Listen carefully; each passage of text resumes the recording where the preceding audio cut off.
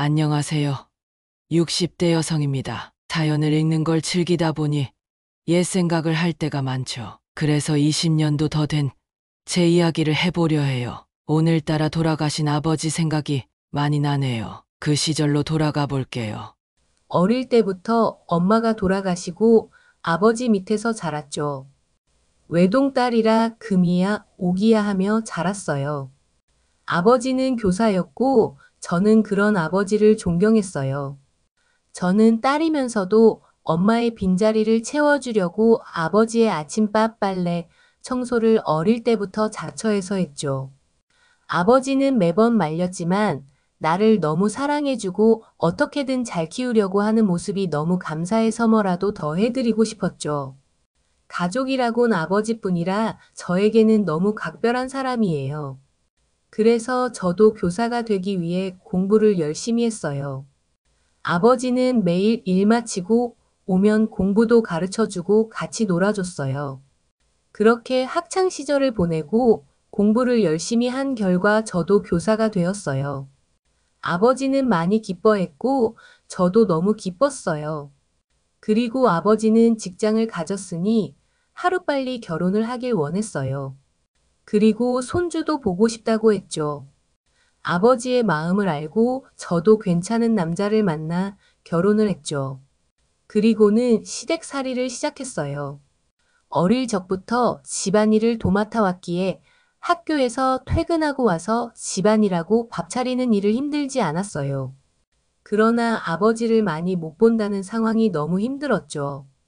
아버지랑 전화를 많이 하면 시어머니는 눈치를 주곤 했어요. 그 시절에는 많은 집들이 그랬죠. 결혼 후에도 아버지는 몰래 저를 챙기셨습니다. 어느 날 갑작스러운 방문 소식에 현관을 나가보니 아버지가 서 계셨어요. 손에는 다정한 마음이 담긴 작은 보따리가 있었습니다. 이거 여자한테 좋다는 보약이야. 요즘 몸이 고단해 보이더라. 라며 아버지는 보약을 제 손에 쥐어주셨어요. 시댁의 눈치를 보느라 충분한 이야기도 나누지 못한 채 아버지는 서둘러 돌아서셨습니다. 아버지, 더 계시지 않으세요? 하고 붙잡고 싶었지만 아버지는 괜찮다며 손을 흔들고는 곧바로 떠나셨죠. 그 뒷모습을 보며 마음이 아팠습니다. 아버지의 깊은 배려와 사랑이 느껴져 눈물이 나왔지만 그 순간조차도 아버지는 저를 위해 바쁘게 살아가는 모습이었어요.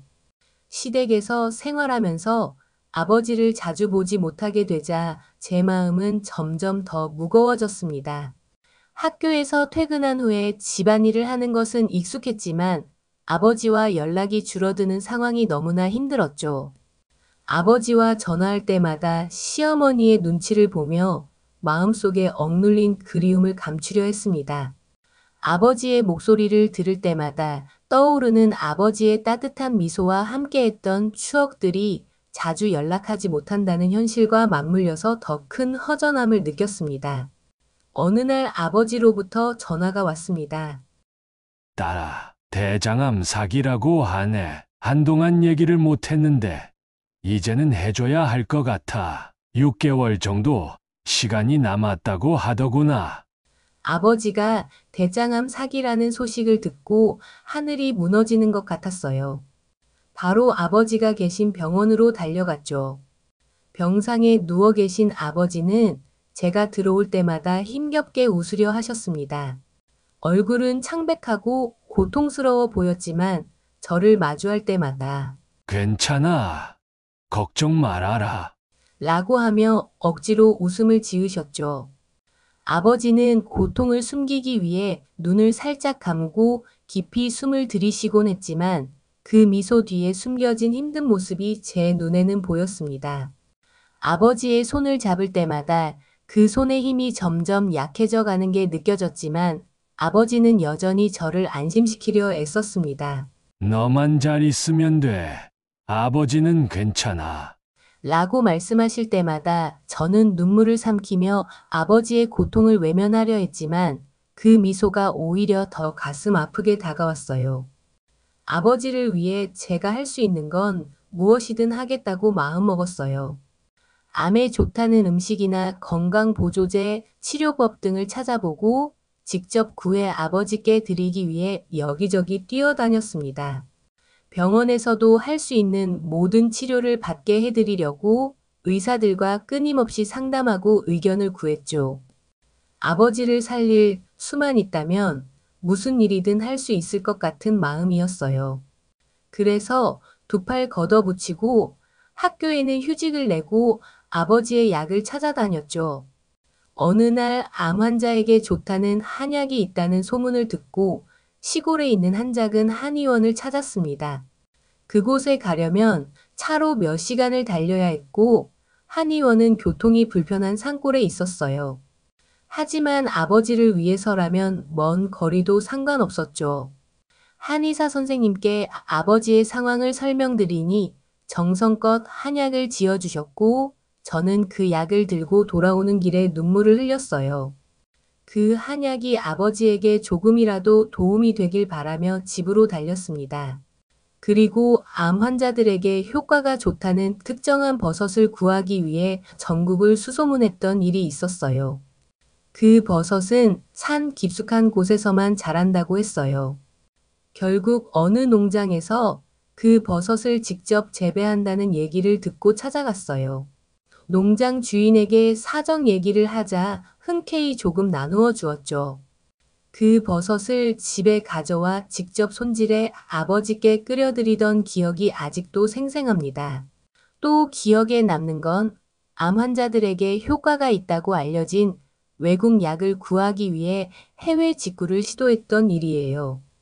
처음엔 외국 사이트에서 구매하는 것이 너무 복잡하고 어려웠지만 아버지를 위해서는 그 과정을 다 배우고 익혔습니다. 결국 그 약을 어렵게 구했고 한참 동안 배송을 기다리면서도 아버지를 생각하며 조마조마한 마음으로 하루하루를 보냈어요. 그 약이 도착했을 때는 마치 보물을 받은 기분이었어요. 아버지의 병을 낫게 하기 위해 막대한 병원비를 제가 모두 감당하면서 재산은 점점 줄어들었어요. 처음에는 제가 모아둔 돈으로 병원비를 충당했지만 시간이 지날수록 그 비용은 감당하기 힘들 정도로 커졌죠. 그래도 포기할 수 없었어요. 아버지를 살리고 싶다는 마음 하나로 적금을 깼고 모든 저축을 쏟아부었습니다. 병원에서 새로운 치료법을 권유할 때마다 비용이 어마어마했지만 저는 망설이지 않았습니다. 아버지를 위해서라면 무엇이든 할 수 있다는 생각으로 병원비를 낼 때마다 제 재산이 줄어드는 걸 실감했지만 후회하지 않았습니다. 심지어 치료에 도움이 된다는 특수한 장비까지 빌리려 했을 때 대출을 알아보기도 했어요. 제 통장 잔고가 점점 바닥을 보일 때마다 현실이 무겁게 다가왔지만 아버지의 생명을 구하는 데 있어 돈은 문제가 되지 않았습니다.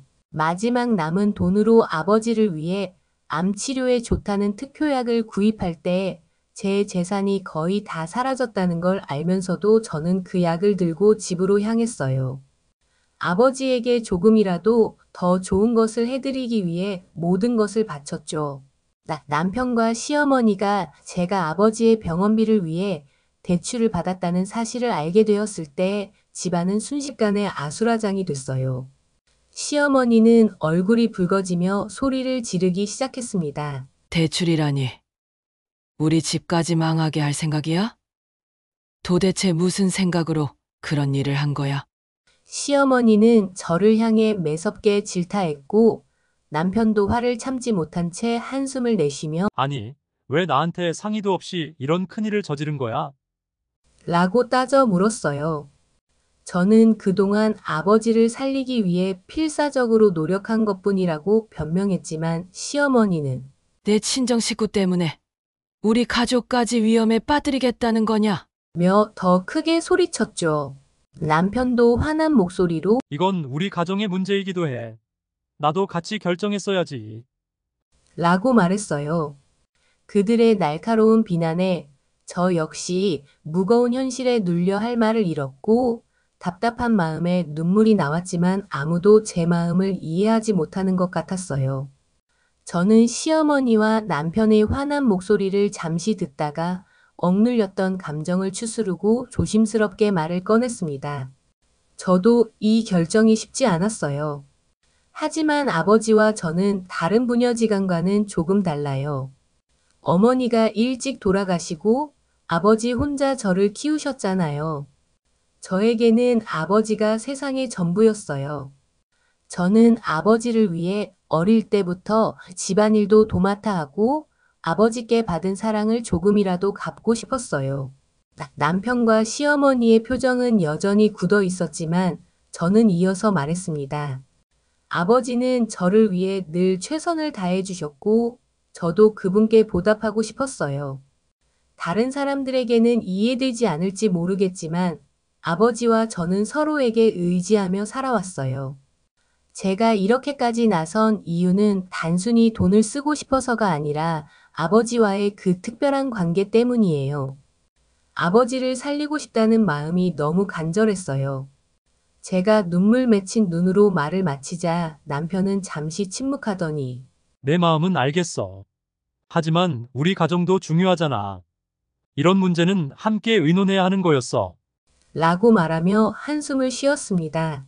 시어머니도 여전히 화난 표정이었지만 조금은 이해하는 듯 고개를 돌렸어요. 저는 그 순간 그들의 마음을 완전히 돌리기는 어렵다는 걸 알았지만 아버지와 저희 관계가 얼마나 특별한지 설명할 수 있어서 다행이라고 생각했어요. 아버지가 1년 6개월간의 힘겨운 투병 끝에 돌아가셨을 때 제 마음은 무너졌습니다. 모든 노력을 다했지만 결국 아버지를 지켜드릴 수 없다는 현실이 너무도 가슴 아팠죠. 그날 밤 남편이 조용히 다가와 저를 바라보며 말했습니다. 아버님이 처음엔 6개월밖에 안 남았다고 했잖아.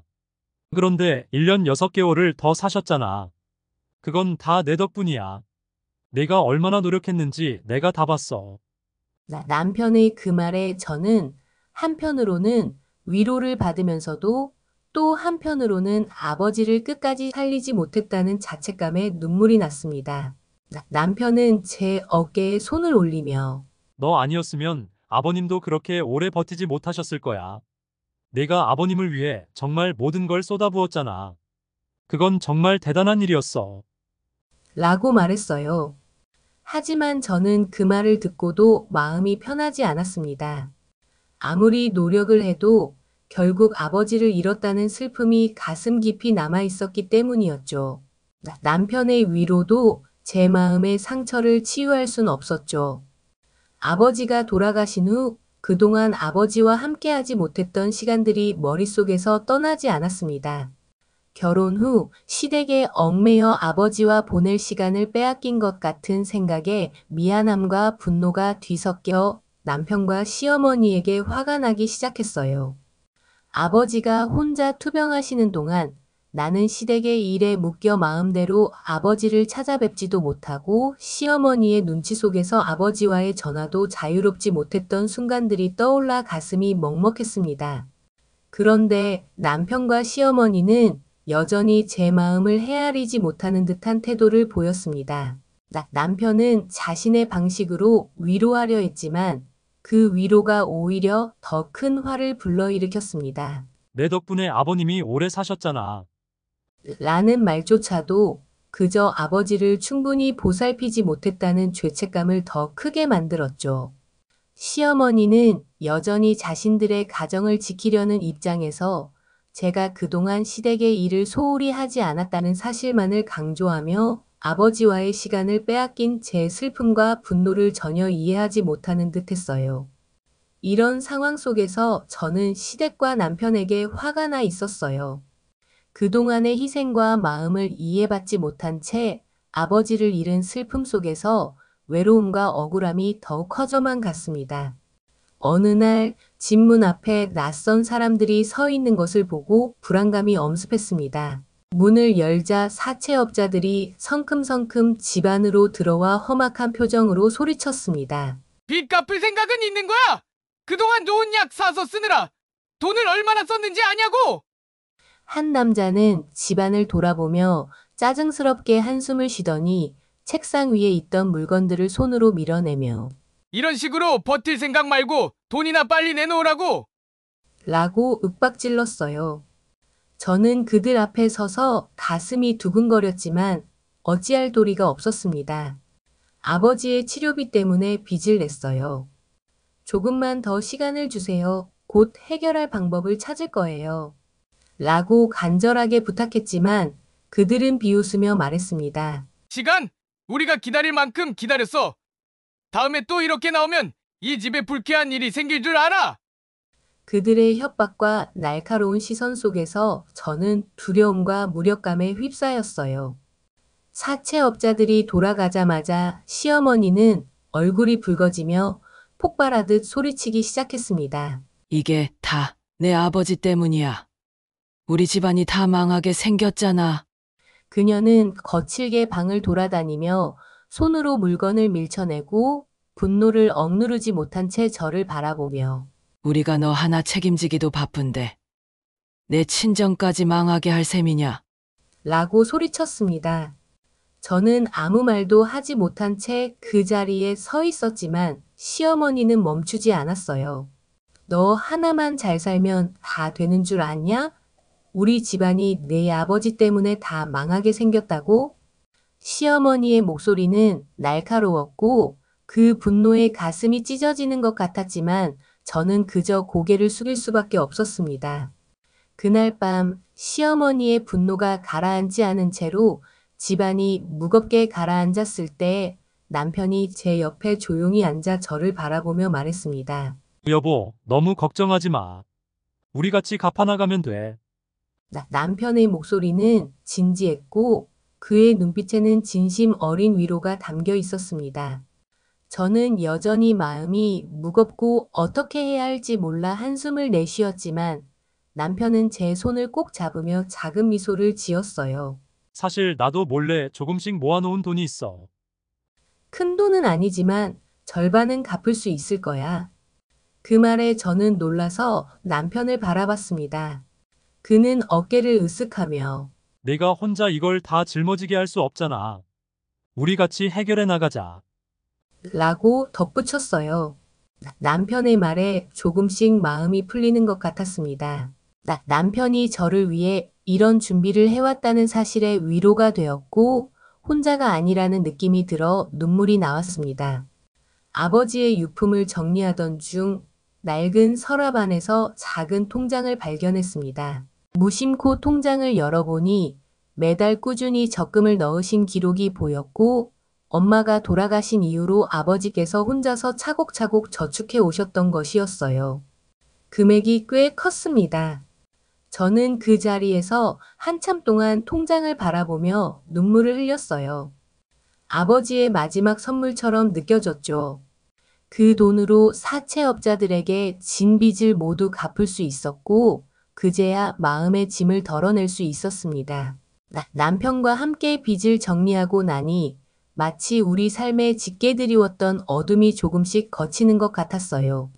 시어머니 역시 더 이상 빚 때문에 불안해하지 않았고 집안의 분위기도 서서히 평온을 되찾았습니다. 일상으로 돌아온 후 남편과 함께 더 평범한 삶을 살아가고 있습니다. 서로의 소중함을 더욱 깊이 느끼게 되었고 이제는 작은 행복을 더 소중히 여기며 살아가고 있어요.